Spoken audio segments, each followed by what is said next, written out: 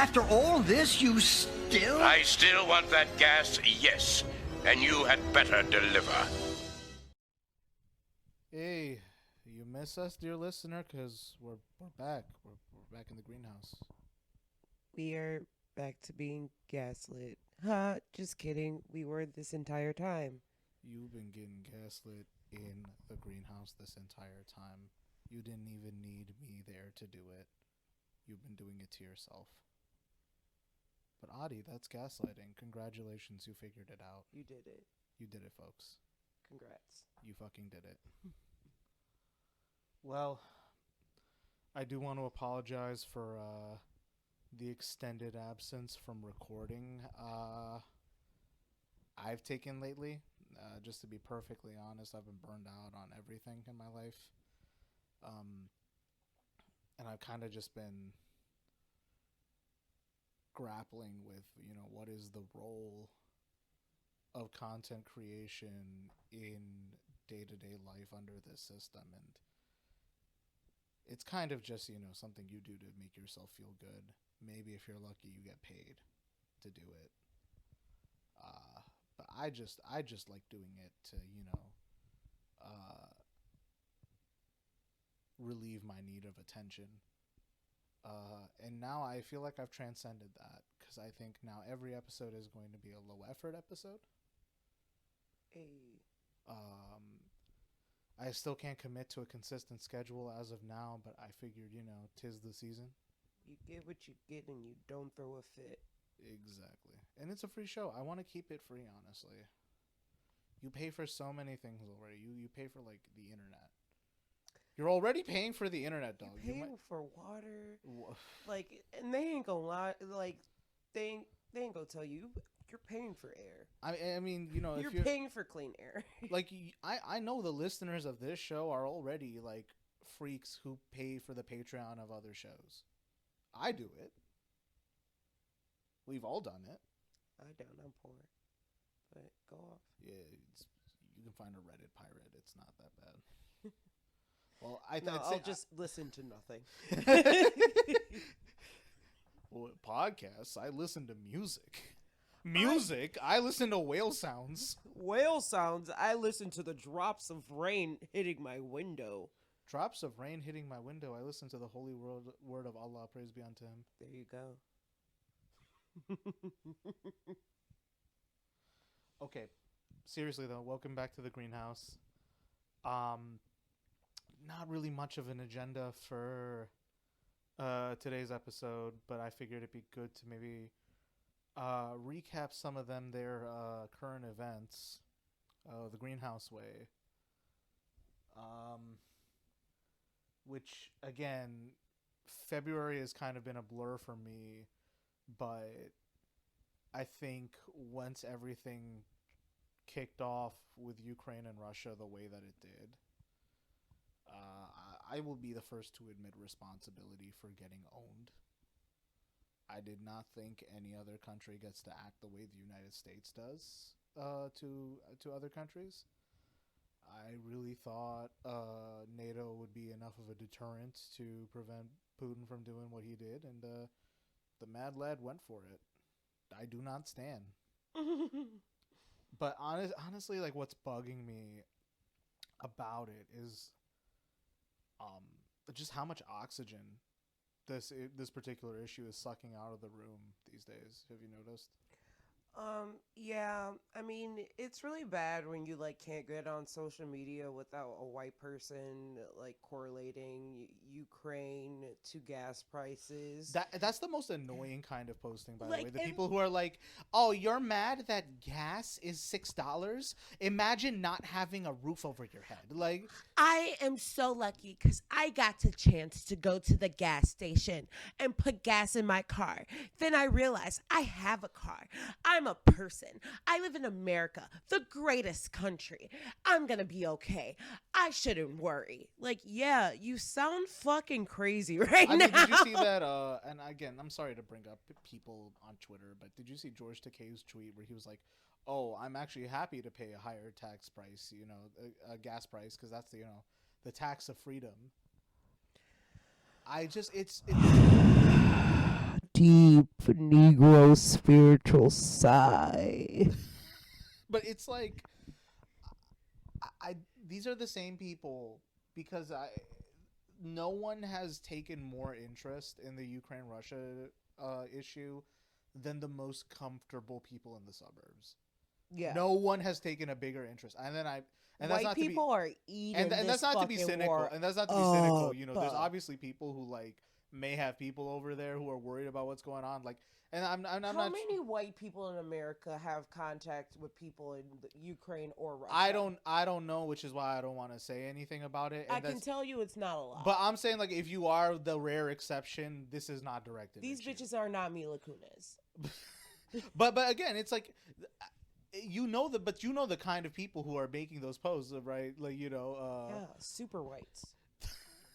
and if not the super whites, the super suburbanites. Yes. Oh my God. They just love being suburban too. Like nursing majors who got placed at a good medical center. Those types.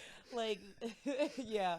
The group of nurses that are still alive that were like, I'm not wearing a mask, they are up in arms right now. Like they are pissed. These specific people who work at like as business analysts, oh my God, this war is killing them. It is like they are in war. Which is the thing. They are like, in Ukraine. I mean, honestly, it's kind of funny how it was like I can't remember how long ago this was, but like, so for in full disclosure, okay, me and Skyy are normies. We do all the nice gay liberal things. We went shopping for groceries, as people are wont to do, at an establishment known as Trader Joseph's. You may be familiar, you may not be. And literally, my ass spent twice as much as I told my ass I was going to spend there. I was like, $40. No, it's like there's nothing like a war to get the consumerism like running There's again. nothing the Trader else. Joe's was packed. Yeah. The week Putin declared war on this shit. Like, Everybody's like, I gotta get my essentials. Your like, your essentials are what? Frozen shumai? If the war go off, these people are dead. Well, like that's the crazy thing. I'm wondering because I was not an adult during like Iraq and Afghanistan. I mean, you were during Afghanistan because it literally just It finished. was still going on, but I mean like the post 9/11 shit. You know what I mean? And they Right. were just telling people like the most American thing you can do right now is go shopping. Like the.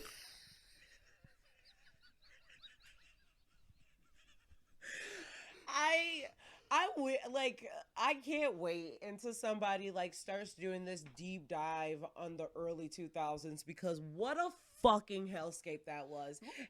Everything we have now is because of the hellscape. Well, I mean, Chapo did do that one episode, and then Trillbillies is doing their Year Zero series. Well, it doesn't need to just be like I'm talking about the whole thing, like Y2K, 9/11. Oh my God. Like all of that, the second Bush election. I know that. we're getting off topic, but it's like, you know how like in history classes these days in like schools, you know how like they just give up once they hit Reagan. Yeah.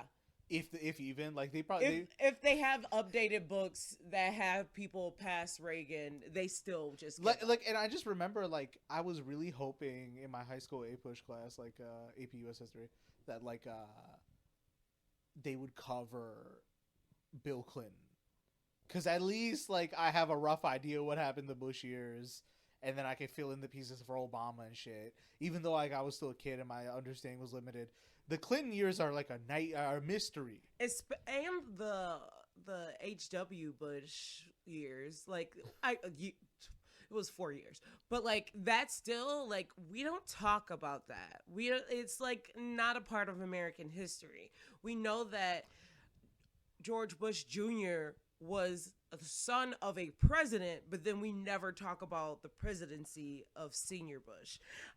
So like that's some CIA shit we not gonna get into today. I mean there is a whole series you could do on HW. There is there's a lot, and like even if you don't want to take the parapolitics angle, even if you don't want to take the conspiracy theory angle, there is a lot. you can go off of with him being like Reagan's vice president and shit. You literally The connection to like Nixon and shit. You know what I mean? There's like shit on like the Department of Defense literally bold out saying what we did to people, our people, other people, all of this. And like you read defense site, the Tuskegee experiments. Yeah, it's like, man, if you just read, like, not only just read them, but like think about how many of those things happened when George H.W. Bush was like somewhere in the government. It's kind of weird. It's getting weird. But we just gonna let that demon lie. It's a fucking demon. But yeah, like that's the thing. We don't talk about Bush 1. We don't talk about Clinton. We don't talk about Bush 2. No, in fact, Bush 2 is now basically an honorary Democrat. Oh my god. Which there's a whole thing to be said about, and I know we're on 10 different fucking tangents. And right y'all now. gonna listen. It's a free fucking episode. Be happy we're back. But no, like it's so crazy. Like literally Trump came and then people are like, Republicans are under attack. They're good moral values. I'm like, what good moral values? Which what good moral values? About? Like where y'all get these Republicans from? I mean, I'm sorry. Like, what is moral or value or like a show of values about? I mean, what are they up to these days? God, fucking just letting trans kids die on the table. Basically, that's what they want. Yeah, that's what they fucking want. That's moral agenda. Behavior. Sure. Okay, guys. Just like kill trans like kids and then put their parents in jail for supporting them. That's the Republican Party now.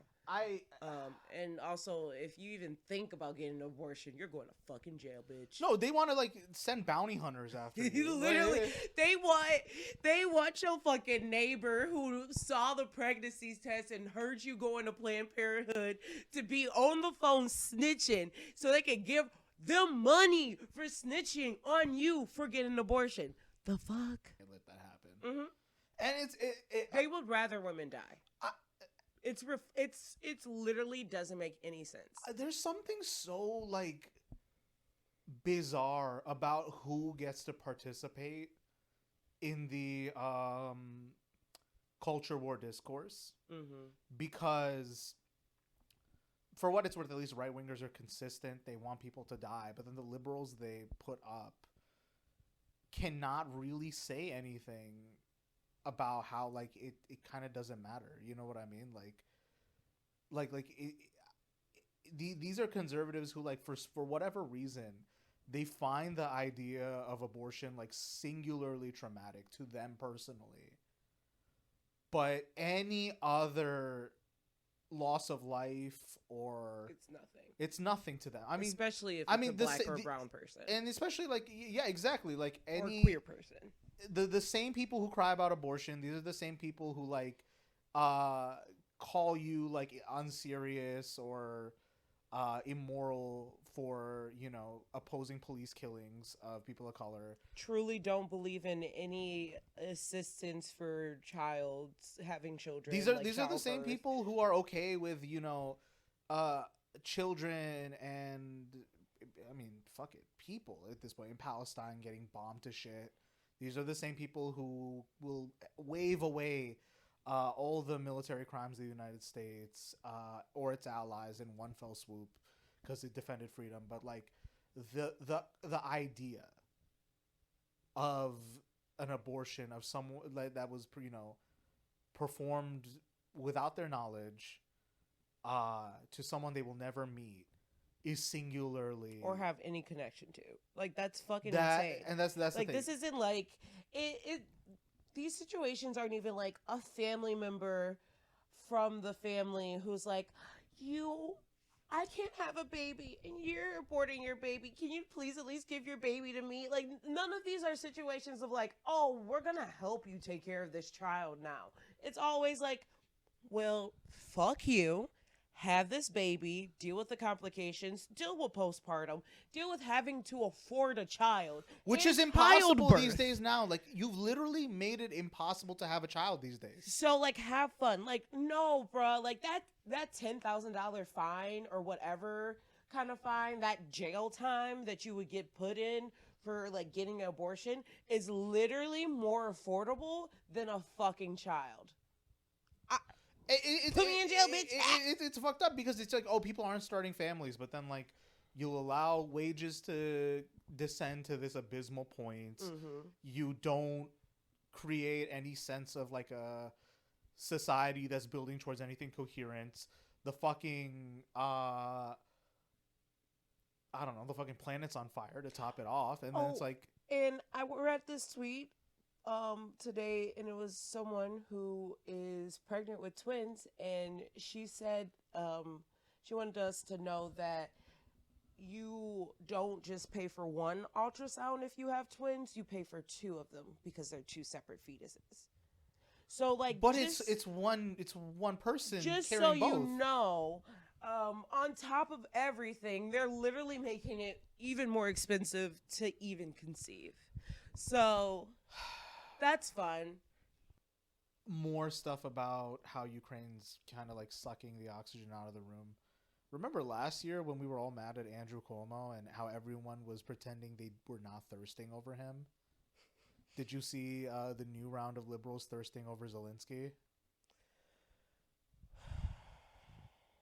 He's so hot. I mean, like, okay, let's say you are taking this seriously. This is like a guy whose country is at war. Why are you fetishizing him? Can we talk about how white women are so sexually deprived that they like see people who are dealing with tragedy and everything and be like, it's so hot when you deal with like things that your job is making you do. Like, oh my God. Like, you guys have fucking daddy issues. Like, let's talk about it. And then this will be the Patreon exclusive series Greenhouse Gaslighting we'll do on white women. Like, please go watch some porn. Sit your ass down and shut the fuck up. Like, it's just so annoying. Like, white women literally will like. I wouldn't say it's just white women. It's like it's a women. couple white gays. It's mostly just like the liberals who spend too much fucking time on Twitter and So Reddit. white femmes. There were also a couple of guys who like watching their wife get fucked too. There was like one really horrible thing I read White on femmes Reddit. and cucks. Yes. So white femmes and cucks. Fuck you. We're just coming out the gate. yeah. I have a lot of fuck yous that I haven't put on the podcast in a while, so I guess I gotta like get it out. It's just, this is such an annoying time right now. Like, I mean, for Christ's sake, like, you guys get mad at lefties for not taking this seriously, and then here you are just like masturbating while people are dying. Like, And it's what like, is this? people are dying. Oh my God, we're going through World War III. Oh my God, he's so hot. Stand with Ukraine. Like, this, I feel like I'm scrolling through TikTok with nonstop and just hearing sound bites and going insane. No, but literally that's it. It's like people are like making whole ass TikToks of this situation and like telling you what side to pick, and it's like, I'm sorry, I like DSA's original stance on it, which is this sucks for everyone. Do you remember a few weeks ago when that one white girl was like, Putin, I wish I was your mother and everything. We're so late to this. But again, it's like this conflict is going on and you guys have turned this into an excuse to project yourself into this thing that is not happening to you. But the thing is like, that is always how people think that they are doing like radical change. Like me doing a little slam poetry on YouTube saying that I wish honestly, Putin I was feel like my nothing son. has done more damage to like the future of the American left or progressivism than slam poetry. I think a whole generation has been ruined by slam poetry. I wouldn't say that because like,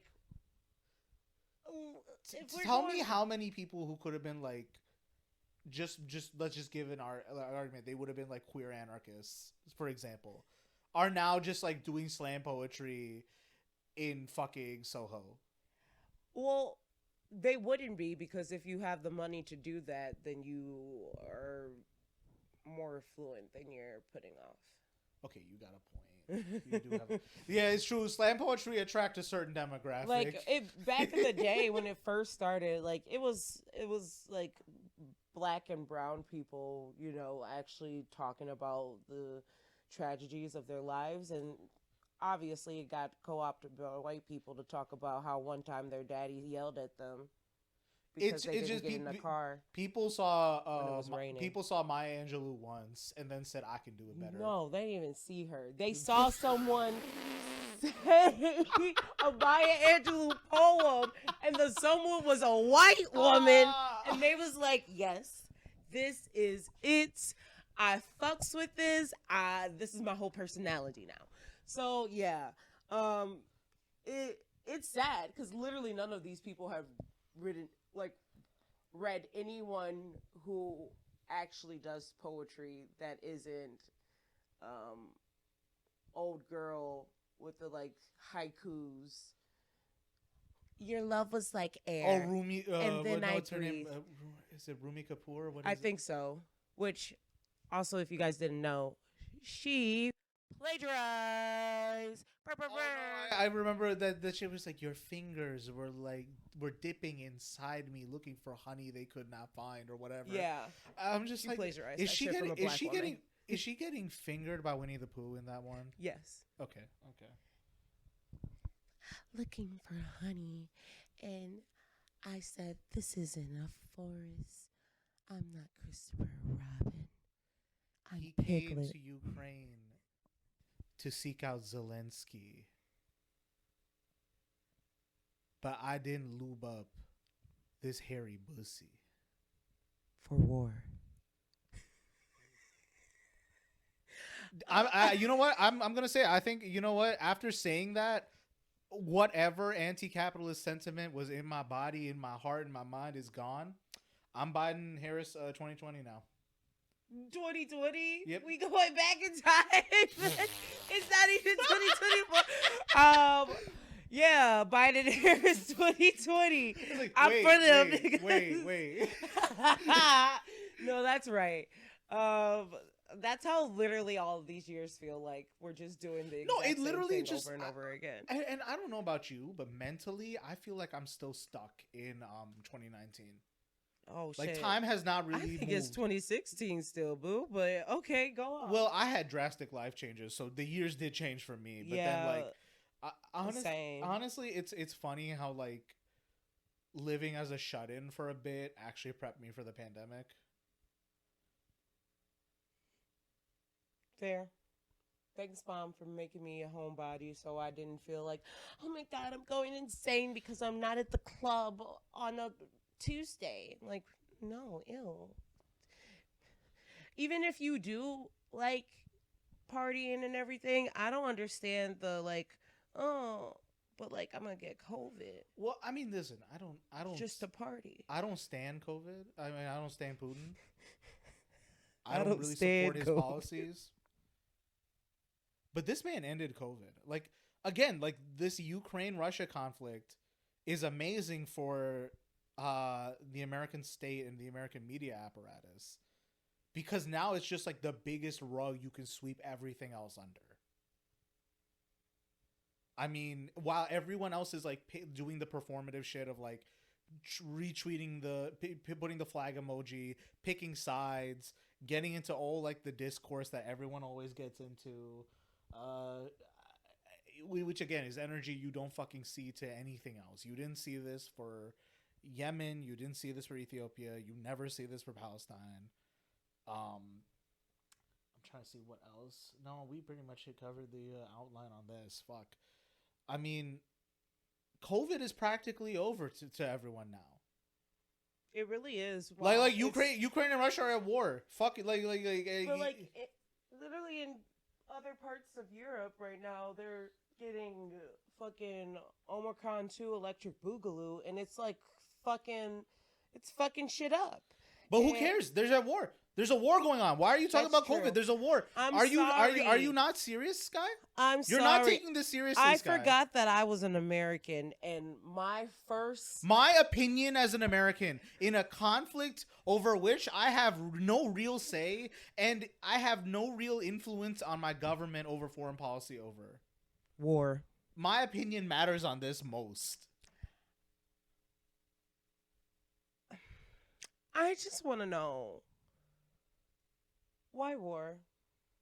Because, like, didn't we already learn what is it good for?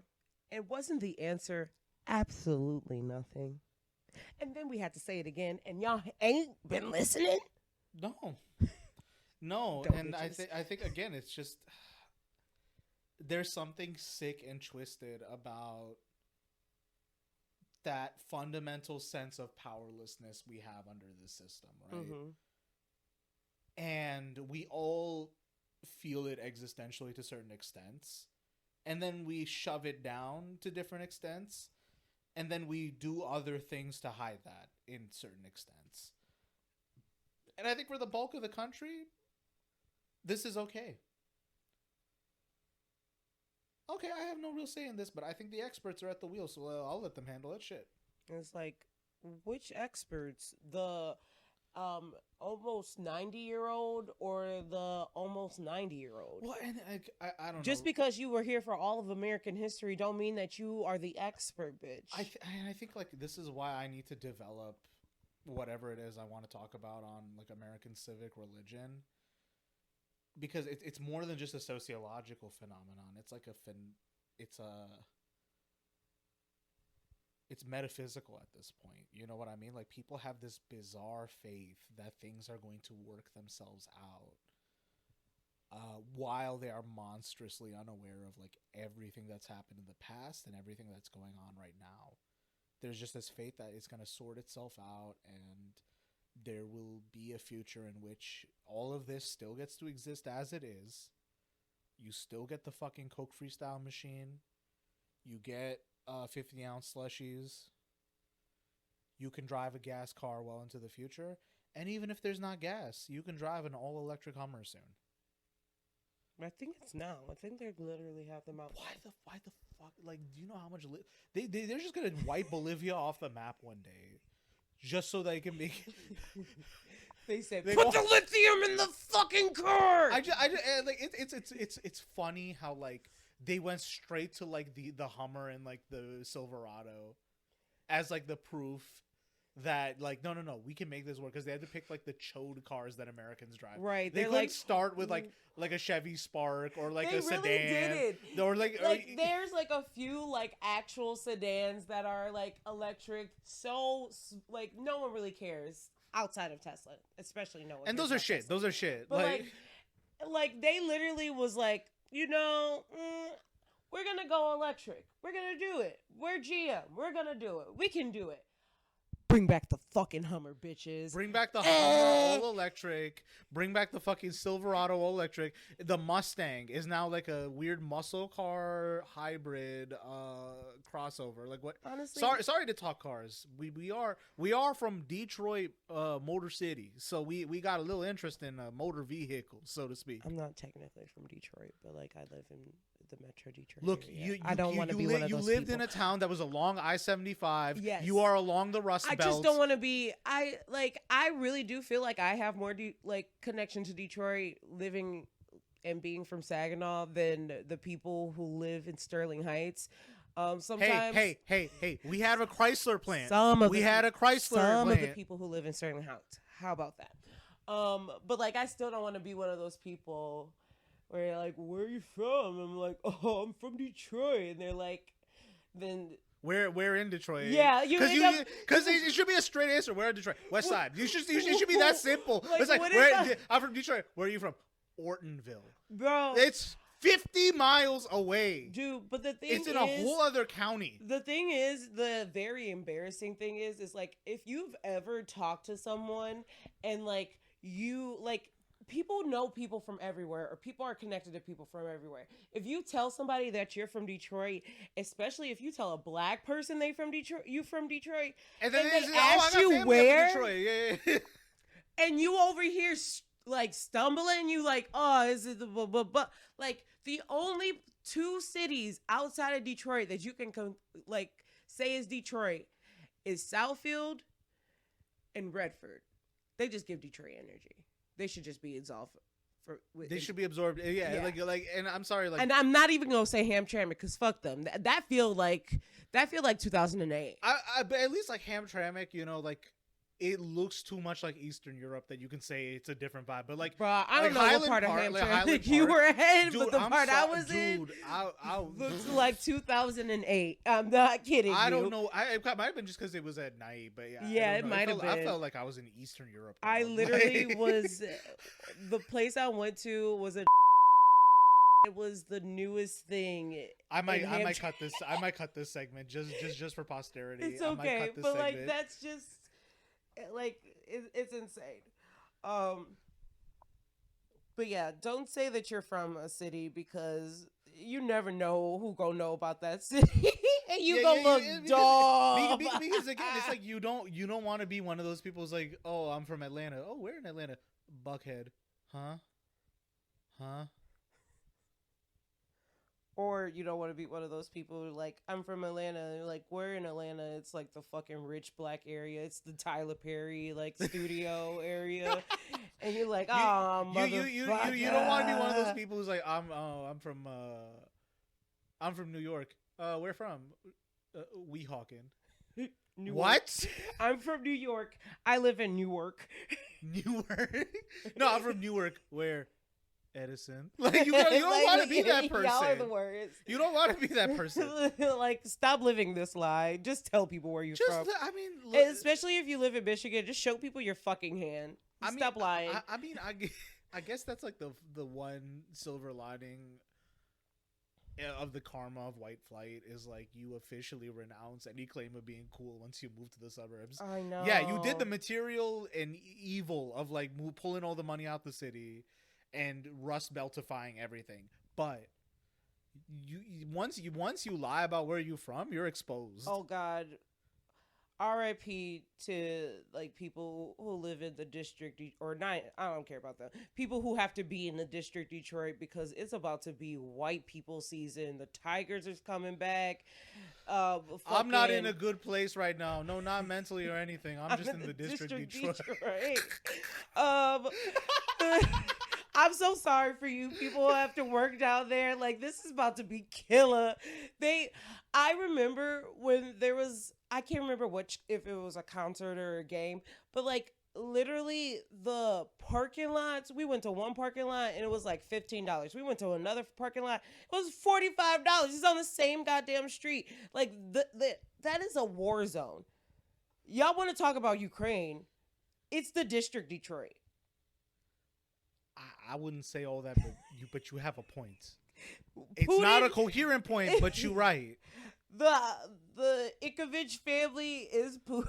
Illich. The Illich family. Whoever they are. The Little Caesars family. Little Caesars peeps, yeah. And if you didn't know, Little Caesars family, Mr. Little Caesar himself and his descendants, they trying to fuck up Detroit. And by trying to, they have. But didn't Mr. Illich pay Rosa Parks his rent?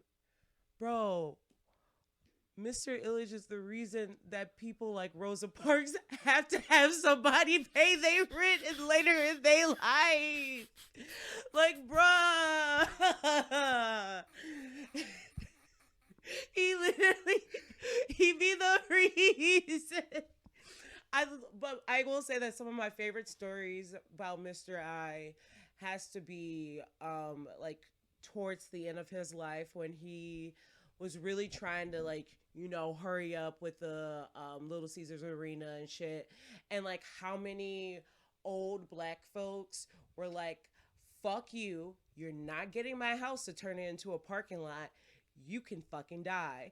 And you know, some of them still live in his houses, in their houses, and he's fucking dead. So we stand. Who won? We stand. Crazy Breads ain't even that good no more. I mean, I'm sorry, the quality on a $5 hot and ready, because on the one hand, I do agree with the age-old truth of Little Caesars tastes good when you don't have a bitch in your ear telling you it's nasty. Also, But at the same time, it tastes good when it's free.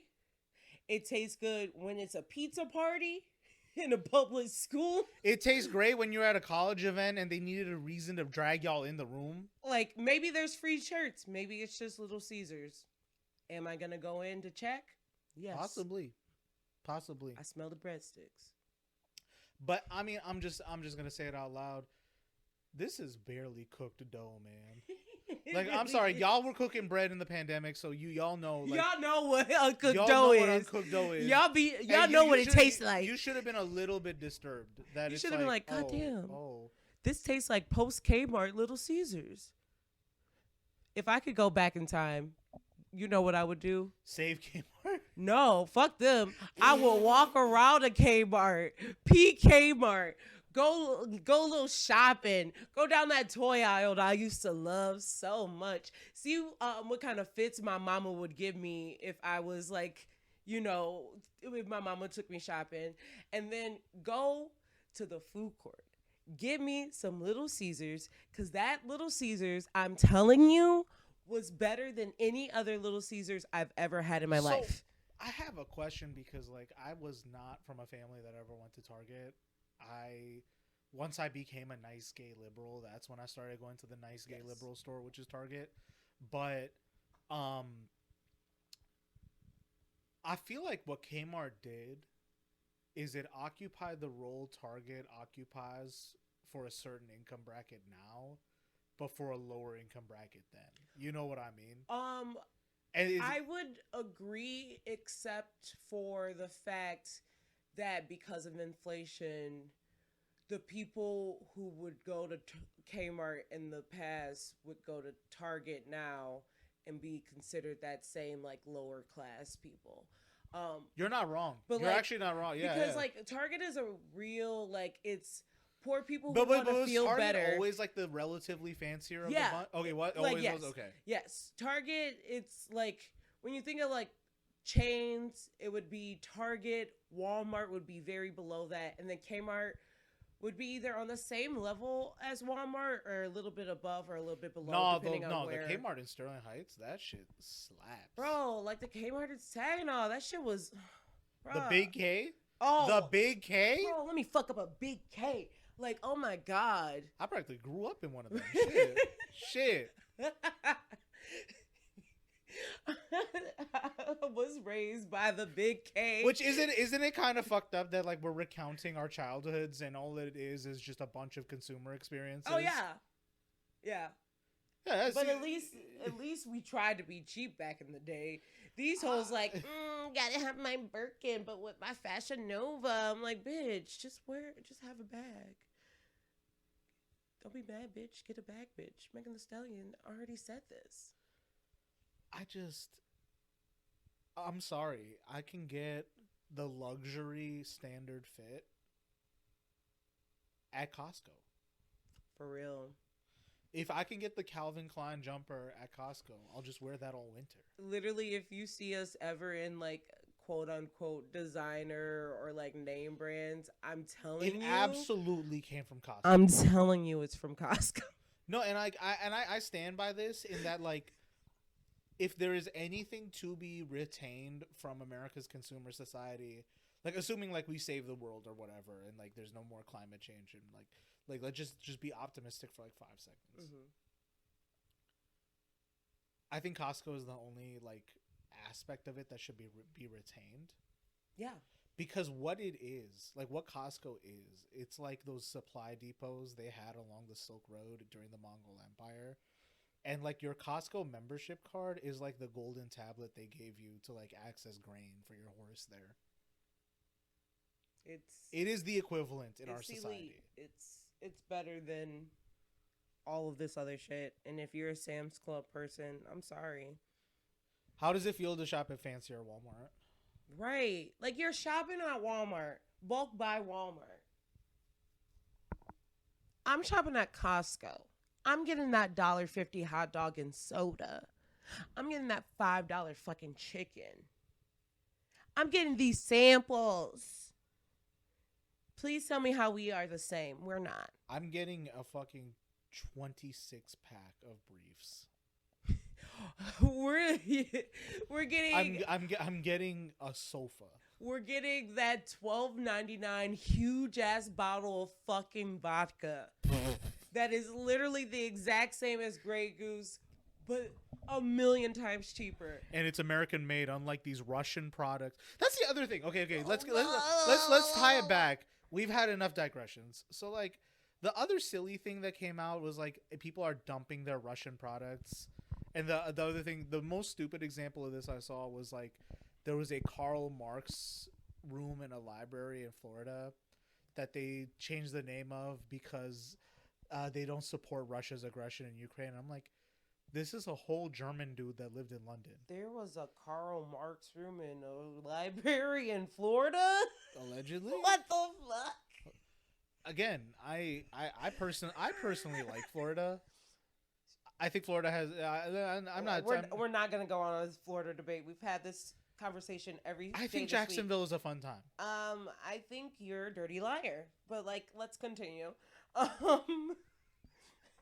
think we have very different versions of what is fun, and literally every single thing. Like when the media tells you something, you gotta listen sometimes. And what the media has told me about Jacksonville, Florida, So you don't believe my on the ground reporting? no. I don't blame you. I don't blame you. Not about Florida, no. I don't believe anyone's. I'm like, you're fucking lying. And then I'm like, yeah, I get it. It's warm there. There's beaches. Well, I think like, because again, like Jewish people get birthright trips. What if like all Americans get a birthright trip to Jacksonville? And like you go to like Jacksonville for a week. Why would it be Jacksonville? I think it's one of the most American cities in the country. I think like people talk about like shit like Dallas. They talk about New York. They talk about Los Angeles and San Francisco. Bitch, we're literally from Detroit area. We're like you just did a whole tirade about Detroit area. This is the most American. What is more American than fucking factories and cars and music? Gators. Fuck them. Folks, don't folks, like, I don't make sure you don't think that was like bestiality. Because I mean, like, I don't like gators or crocodiles. They be eating babies. So you're gonna come out as anti-reptile on my show. Did I say anything about any other reptiles? I fucks with lizards. What is a gator? Heavy. What is a gator? A dinosaur. No. I think they predate dinosaurs. Wouldn't that make them fucking dinosaurs as well? No, because dinosaurs is a specific class. A specific class of what? Reptiles. Like, I think dinosaurs came about before reptiles did. And then they just kind of stayed the same. No, there was motherfuckers who look just like that swimming up in the fucking lake with the dinosaurs. And guess how they survived? Because the meteor hit on land and them niggas was like, I'm in the water. I'm pretty sure this is science. Do quote me on that.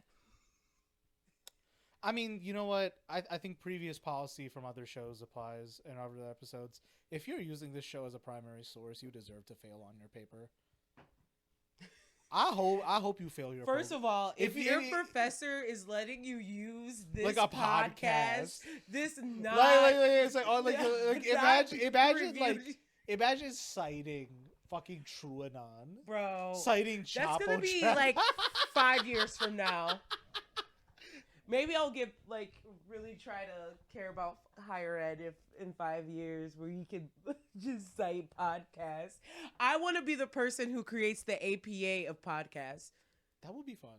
Honestly. But like, I think like if I was a professor, not that that's likely to happen at all, but if I was, like, if there was a day I couldn't come into lecture, I would just like put the podcast on like the online platform and just be like, listen to it. But then I would put it on an RSS feed for my actual podcast and then like use it to pump up my metrics. Hey. You're like, hey, listen to this. And then you gotta click the link, and it's gonna help you. No, like that's exactly like, like and it's like, here's the thing. Let me get like a bio 101 class, so it's like 400 freshmen. And it's like, you hey, have to listen to this. Hey, pop Have a back quiz. into a greenhouse gaslight and say we talk about cell organelles. You Okay, have a pop quiz mitochondria. on the Mitochondria is the powerhouse of the cell. Oh my god. That's literally the same as professors who like write a book and then make the book mandatory. And that's the thing. It will always and the book's be a free always podcast. like $40+, and you like, bitch. And it's always for a paragraph, and I'm like, I feel like I should sue you for this money bag. The fuck? I textbooks are the biggest racket in that whole thing. Okay, fuck me. I'm proud of us for at least not falling under the spell of the Russia-Ukraine thing, because we could not sweep ourselves under the rug. I mean, that's the thing, is like, I truly can't talk about it's like we're living in a pandemic. Like, we're not gonna pretend like we're not in a pandemic. It's more than the pandemic. This is like a major crisis of capitalism and like the current world order. I'd say it is a crisis point, and there is a worrying mix of, what are you talking about, the order still works and everything is falling apart. If you don't listen to us, you are going to be responsible for its downfall. And it's lies. And it's like it doesn't matter what you think. If you don't support NATO, you are the reason Putin takes over everything. NATO is this thing that I had no say in its creation. Do I look like I'm over here talking to people and be like, yeah, thumbs up for NATO, and they like, yeah, she's got our votes. Thumbs down, like, oh no, you guys already, we can't do it anymore. You guys already know what I think about NATO. You guys already know that, like, I think this is a stupid idea. Like, why did we create this thing that was designed to contain the Soviet Union and then not destroy it after the Soviet Union fell? And then pressure this region into bowing under its dictates and then influence this kind of position. Because if you look at John Mersheimer, if that's how you say his name, like, his predictions kind of came true. A lot of people did not predict this situation. He did. I don't support the guy entirely, but he kind of predicted this shit going down the way it did. And I'm sorry, it's like this kind of religious support we have for these old institutions of the American empire does not seem to be adapting to the changing conditions we're under. Whether it's something as silly as the Electoral College, or whether it's something like NATO, it's we are dooming ourselves to maintaining crumbling infrastructures, and I don't want this conflict to continue any longer than it has to. It fucking sucks. It fucking sucks that it's happening. I feel bad for everyone in Ukraine who's like lost people. I feel bad for people in Russia who are protesting this struggle and not having, that sentiment respected by their government. But here we are. Yeah. I'm sad that America fucking sucks. And it's just like, you know what?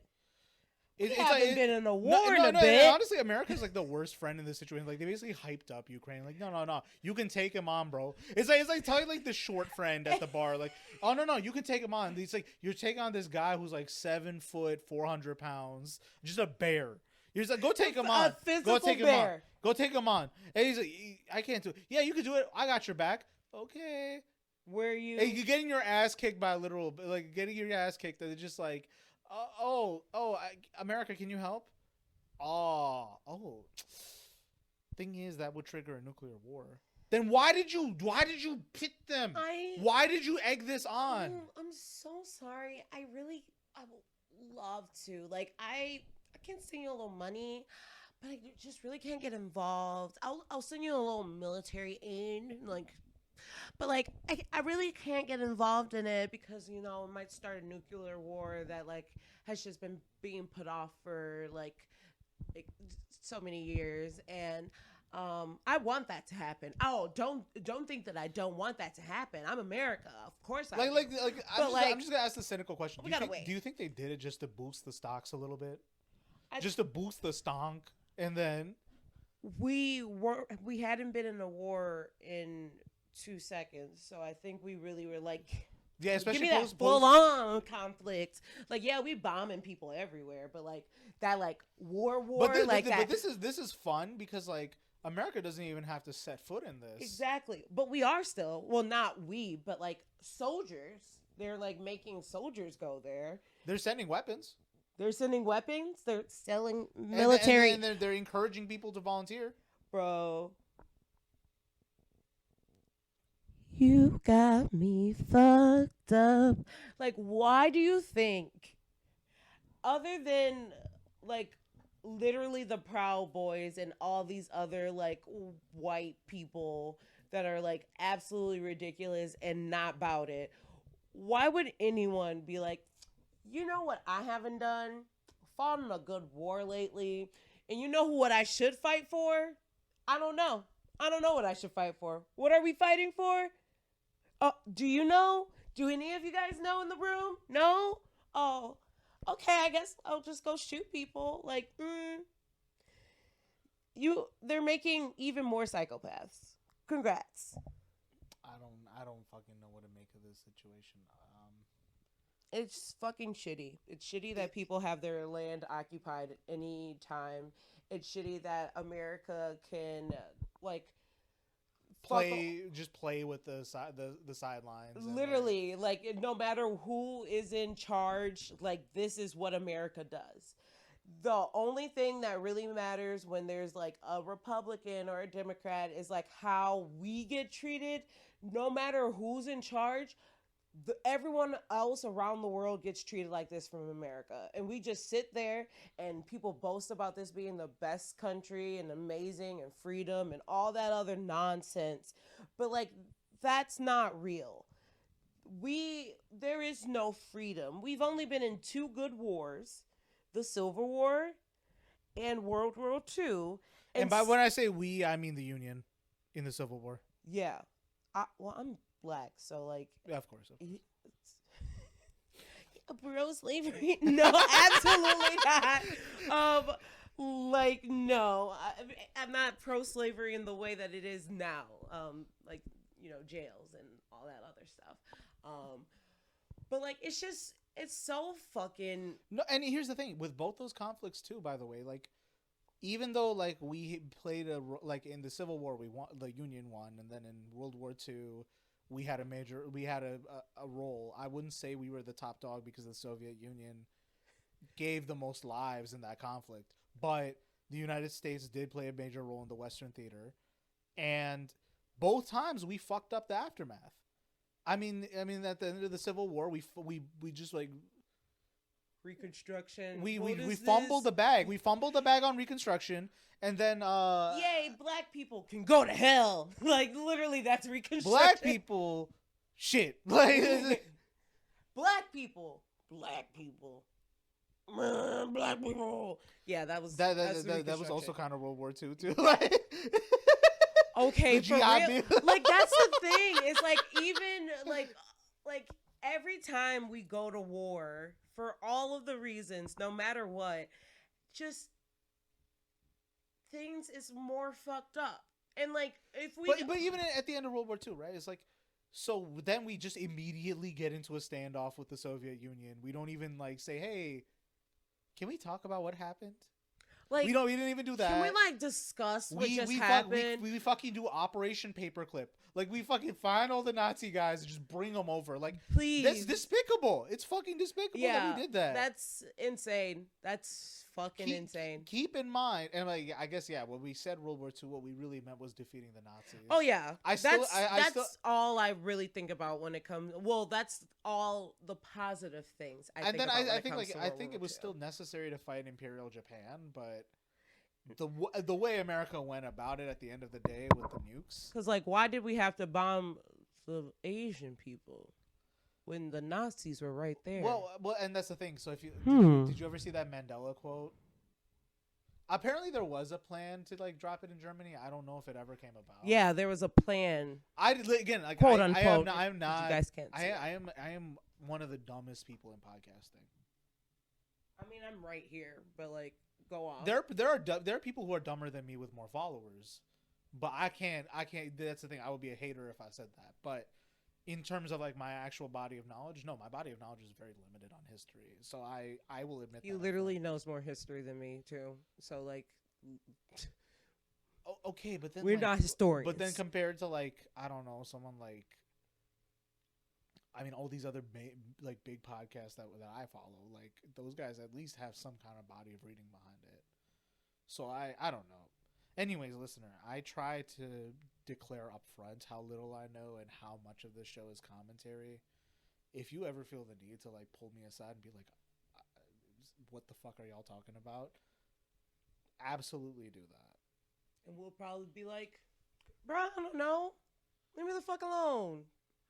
Well, This is a hobby. But I feel like if I was like really out of pocket for something, I like would don't accept feel the like correction. if we said something that like is deeply out of pocket Yeah. or like is like it's just wrong. Like yeah. But pull if me you guys aside. have any if you're like you said bad things about white women, I will Yeah, because this is all opinion and like left podcasting at the end of the day, which is all nonsense. It's all garbage. You my brother in Christ, you press play. you listened to the podcast. You listen to the podcast. You came here. We did not force this upon you. So yeah. Just remember that. And remember that I don't know, war is bad. People shouldn't die. And you should not wrap yourself up in how do I insert myself and my validation of myself into an event. That should be the last way you process things. But that's what our culture incentivizes. And on that subject, let's actually talk about some of the things that are getting swept under the rug by this coverage. This is like a topic I've actually been personally avoiding for a bit just because like I don't have the heart to read about it. But I mean, have you been keeping up with like this recent round of anti-trans legislation that's been coming up in certain states? Yeah, it's absolutely despicable. Yeah, I felt like I should at least speak on it today because it should not go unmentioned. But I'm gonna pull up this article here from NBC News just to quickly read on what's going on. So I'm just gonna skim this article and I will provide the link, but I think it's necessary we discuss this somewhat. Republican lawmakers in Arizona, Alabama, Indiana, Kentucky, Oklahoma, New Hampshire, and South Dakota introduced at least 9 measures that target trans and non-binary youths, such as their ability to participate in sports, receive gender-affirming care, or use the bathroom. The legislative push within the first few days of 2022 quickly follows with what some advocates have labeled the worst year in recent history for LGBTQ state legislative attacks. Just moving through. Last year, bills prohibiting health care for trans youth were introduced in more than 20 states, with 2 states, Arkansas and Tennessee, signing them into law, according to a tally from the American Civil Liberties Union. And out of the more than 30 states to introduce restrictions on trans athletes last year, 9 states enacted the legislation into law, according to the advocacy group, the Human Rights Campaign. Supporters of the bill have largely argued that they want to prevent young people from, and I say this in scare quotes, it's not in scare quotes in the article, from making medical decisions they might later regret, and to protect the rights of cisgender girls and women in school sports. I'm just gonna read what some of these Neanderthals are saying. It is unfortunate that we see this as removing the rights of any people. Republican State Rep Rhonda Milstead, who introduced South Dakota's trans sports ban this week, told NBC News in an email, "If competitive sports are made to be fair, There is a place for everyone to compete according to the biology they were born with. Yeah. Oh, that hurts me.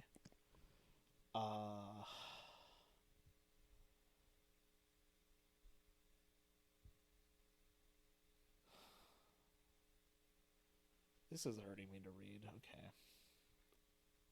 Yeah, it's just really just so sad. I'm just probably gonna read this last part. Last year's slew of anti-trans bills cannot be directly attributed to the decline in mental health of LGBTQ youths. However, a separate report from the Trevor Project last year shows that crisis lines experienced a surge in calls from young people living in Texas, which considered over 50 bills targeting trans kids last year, according to advocacy group Equality Texas.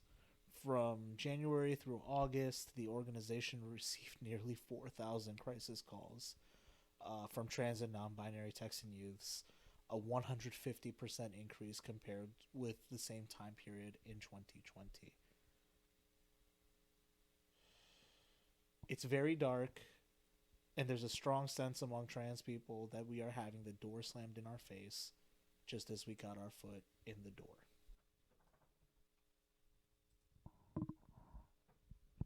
So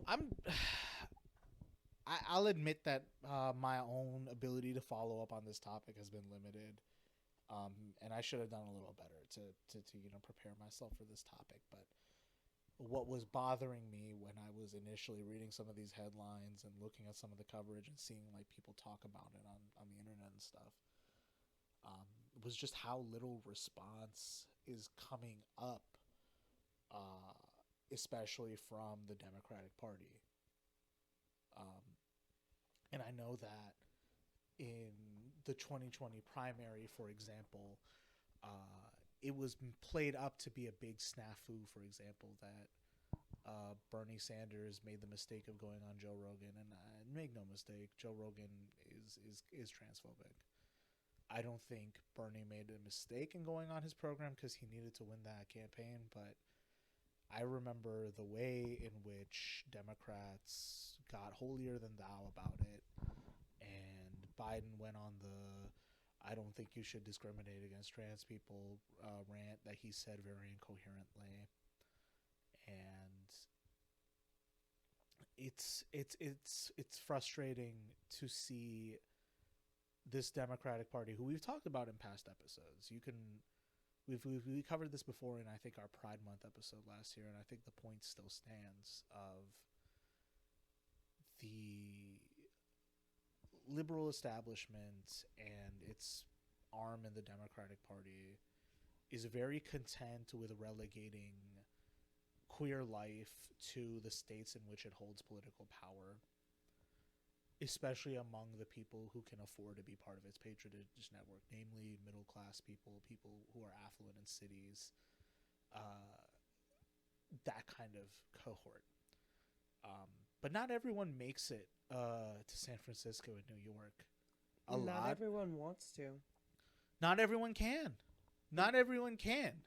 Not everyone wants to. Yeah, not everyone will, I should say. Like, those places aren't, like, what about the black and brown queers? Like, they get excluded from those places all the time. They don't want to be there. They can't be there. And this is the kind of thing that, like, it I don't know, it kills me to watch every time this kind of thing happens.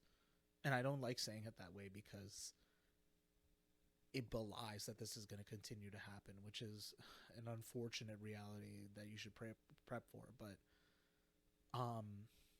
like we were talking about with abortion earlier, and the same thing here applies to, like, the protections for trans and gender nonconforming people, right? It's an abject failure of liberals and their political apparatus to relegate queerdom to the coasts, to relegate it to their strongholds, and give up on any semblance of trying to win in the red states, blaming people who live in red states for their misfortunes just because they happen to live there and can't get out, And you see this, right? With like, remember in Kentucky when there was that tornado last year, and there was someone who said that, well, this is what you get for voting for Republicans, as if that. As Like, if, you're only making the too many jumps. Republicans got like hit, and all of the people who were Democrats or didn't vote, they just got spared. And what it belies, what it betrays, is this real sense they have of not recognizing the needs of poor people, of people of color, of queer people, everyone in those intersections who exists in red states. They still exist. They still live in those places, and they need your help just as much as the dual income no kids who vote for y'all in San Francisco. Okay, it's an abject policy failure to like leave them on the table, basically. And again, like, another thing that I hear a lot from liberals too is this sense of like, well, if they need that help, then why don't they vote for Democrats? One, we already have discussed this time in, time out, of that I think the average person does not have any faith in elections, save for the ones who are engaged. And the other point is, you make this big point about gerrymandering and then be surprised that gerrymandering is happening. How dare it happen? And then also do nothing when, after laws like let's stop gerrymandering get taken over by these shitty people who want to keep gerrymandering. It's an abject it is an abject failure of the Democratic Party at the end of the day. And I mean, it behooves all of us who, are allies, especially, to do something about it. I personally am still looking at like, what's the best way? Like, is there some kind of mutual aid? Is there like a legal defense fund or whatever? I'm personally not sure. And if there's any like resources that folks are aware of that you could direct us towards or start directing people towards, that would be much appreciated. Because I don't know, this kind of shit is just monstrous. There's no excuse for any of it. This is not one of those things you can chalk up to a political disagreement. It's not a political disagreement. Well, it is, but in the sense of this is literally, a way to keep the culture war going at the expense of people who are vulnerable. And that fucking sucks. It really does. Something else that's getting swept under the rug. You hear about all this new business going on in the Senate? I try not to keep up with them. That's generally good advice. I have good news and bad news. What would you rather start with? Bad news. Okay, let's start with the bad news first. Joe Manchin is back. Whose fire alarm is going off? That better not be. It's not us. No. So Joe Manchin,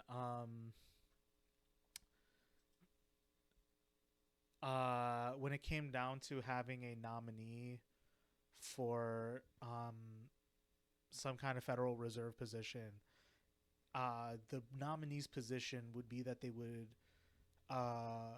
view climate change as a risk. And that was basically, lock, stopped, and barreled by him.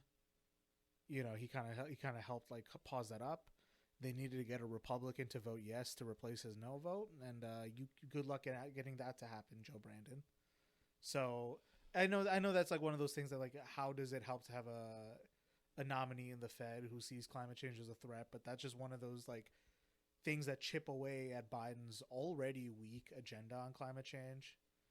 And then his already weak agenda on literally all of this shit. And then there was a bunch of like, I think there was another round of federal funding that had to be renewed. And if I'm recalling correctly, He voted no on a lot of it. I don't know if the funding passed or not, but I know that while he was shipping away that funding, he was sending it to a bunch of pet projects of his in West Virginia to, maintain his patronage network.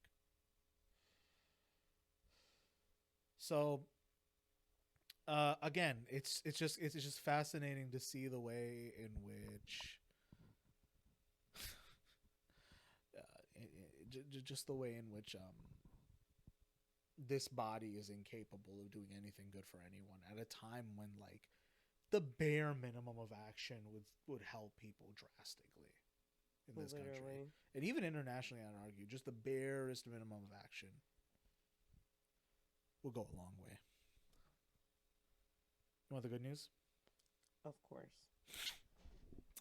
So, have you ever noticed that like Republicans are the ones who like have this major opposition to daylight savings time? Like, you know how like Indiana is the only like Midwest state that like doesn't observe daylight savings? Yeah, crazy how that and again, like they're a Republican stronghold, so I guess like they were able to get that passed pretty unanimously. But I'm just gonna read this quickly. This is the first Washington Post article that is not being paywalled. Wow. Okay. In the blink of an eye, Senate passes time change bill with no dissents. Which is my thing. I'm sorry to cut you off. My thing is like, y'all can agree on this. This is the thing that y'all are like, yes, we're coming together. Why? Well, here's the funny part. Apparently, it happened by accident. What do you mean? Okay, so I'm just going to read from the article. So, late Tuesday afternoon, with no real debate, the Senate unanimously agreed to legislation that would make daylight saving time the permanent setting for U.S. clocks, ending the ritual of changing clocks in the fall and late winter.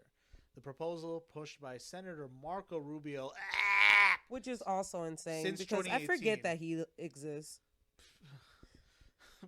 Literally forget. And then when I remember, I get real mad. My life be so great, then I'm reminded Marco Rubio exists. Like literally. I'm like, oh yeah, him. Since 2018 had never been considered with a hearing in the Senate, let alone had a full legislative markup of the bill.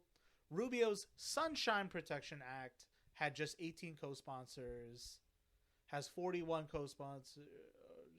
The companion bill in the House has 41 co-sponsors and received a hearing last week before Consumer Protection Subcommittee. The Senate legislation passed so quickly that some senators had no idea that they had consented to let it get approved without a roll call vote. How does that even happen? Senator John Thune, Republican of South Dakota, whose job it is to count votes as the minority whip, learned the legislation had passed from reporters.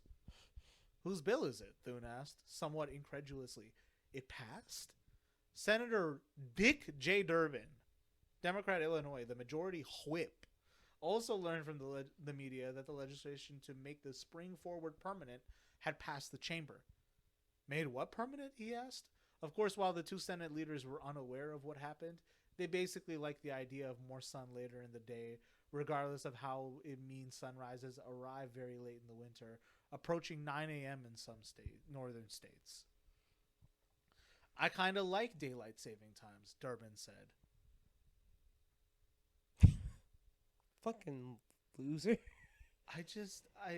Everybody else is like literally traumatized from daylight savings. These white people are like, we talk about like the prestige of the Senate and like how powerful these and influential these people are, and just like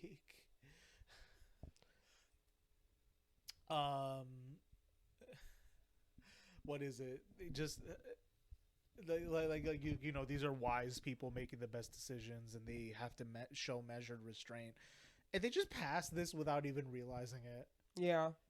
Just asleep at the wheel as a fucking country. Like, I mean, asleep at the wheel literally because they are old, and a lot of them should probably like redo their driver's tests. / might just have drivers so they don't have to worry about driving. And they got a quick like rundown for all of us dummies. So, proposed bill: the Senate voted to end the biannual practice of spring forward and fall back under a bill that would make daylight saving time permanent, a move that reflects the increasingly popular view that twice yearly disruption hurts sleep and poses health and safety risks. Sleep experts say the Senate has it wrong. Experts widely agree with the Senate that the country should abandon its twice yearly seasonal time changes. However, many experts believe the country should adopt year-round standard time. Be careful what you wish for. I didn't wish for this. I had no idea it happened. Right, like this guys. just woke up and it was like this. How daylight savings time originated. For roughly 2 decades, nobody had any clue what time it was, with some localities observing daylight savings, some not. Until President Lyndon B. Johnson signed the Uniform Time Act in 1966. Can you imagine? You just go someplace and it's not the same time, and you're just like, well, I showed up when I showed up, I guess. Like, I am would I love early that. or am I late? I would love that. Oh my God. And around the world, Brazil eliminated daylight saving time. Now it's light out before 5 a.m. and people aren't happy. That sucks. So you're telling me it's like morning at like 4:30? Absolutely not. Ugh. Okay. Dang, Brazil's just taking L's, huh? So so like I know this has been a disconnected episode, but what's the moral of the story here? This shit sucks. Once again, by virtue of how this fucking structure of power and the media and all this shit is set up, you are being gaslit in the greenhouse. There. Boom, boom. We're back at it again. Everyone is like back on social media with their opinion. Like they have influence over this problem. Fully and willfully unaware of like the conditions that led up to it.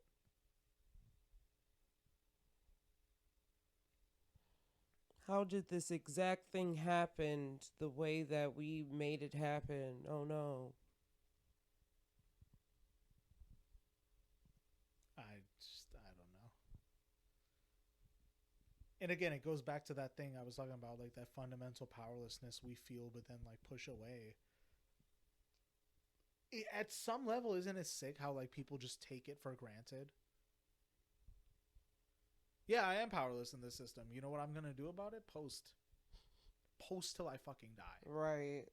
Still say this shit fucking sucks. Like here's the thing. If you really wanted to like help Ukraine, why are we not like pushing for refugees to come in, asking the IMF to ease things up, asking getting the United States to not like escalate this by like selling weapons and whatnot. Mm-hmm. But it's not gonna happen because people want to retain that level of comfort they have while projecting their emotional validation onto political issues. And as long as that continues to be the paradigm, we are going to continue to be gaslit in the greenhouse.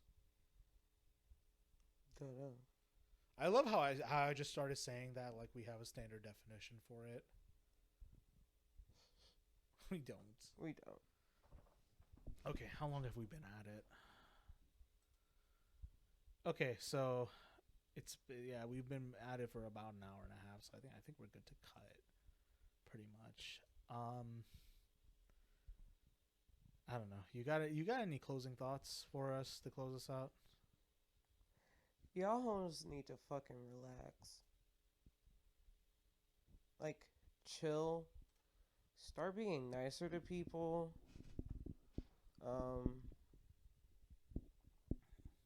Like, this world sucks so bad. Stop making it worse. Also, COVID's not over. And What are you talking about? COVID's not over. I want everyone to remember that. It's not over. We're coming up on another wave. So. Funny how that also got buried under the rug, right? Mm-hmm.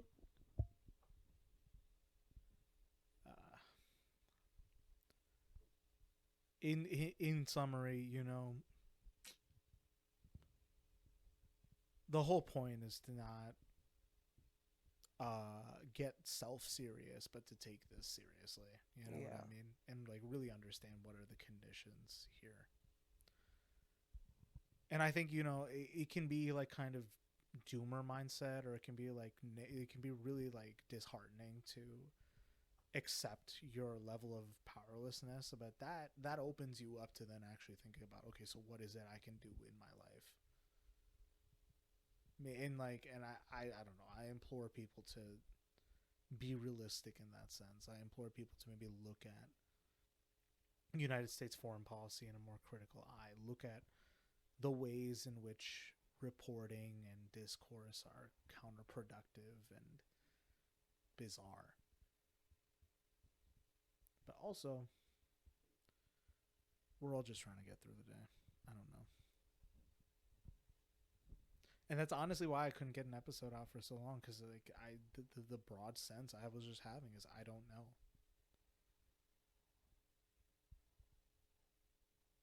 So with that, dear listener, we're gonna sign off for this episode. You can find the links to all our social media and whatnot in the episode description. And as a small update, because again, I am working on standardizing certain things for the show. While I can't commit to a consistent release schedule yet, if you do want to support the show, we do have a Patreon that is live. That's patreon.com/greenhousegaslighting, the way the show is spelled. Contributions are purely optional. You do not have to contribute anything if you cannot. And it is purely voluntary. It's only if you want to support us. And